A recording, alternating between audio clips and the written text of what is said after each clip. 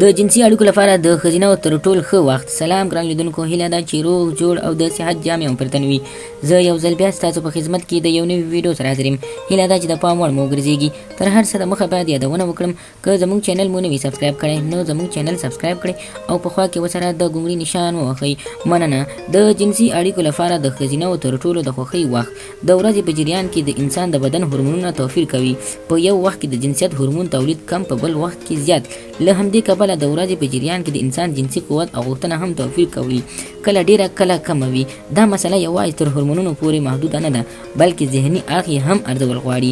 په نارینه‌و کې تر ډیره د هورمون خبره مطرح ده، خو په ښځینه کې بیا ذهني حالات لومړیتوب لري.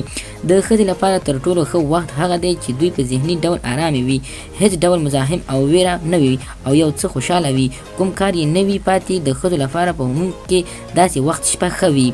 د نارینه‌و لپاره بیا د ذهني حالات په ځای د هورمونونو وضعیت مهم دی.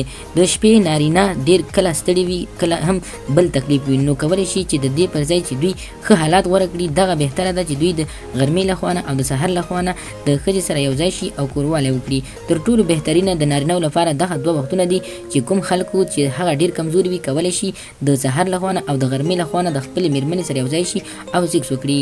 نو خدای دې وکړي ملګرو چې زموږ ویډیو مو خوښ شوي وي، زموږ د ویډیو څخه غلط مطلب وانخلئ، زموږ ویډیو لایک کړئ، شیر کړئ او زموږ چینل هم سبسکرایب کړئ. مننه.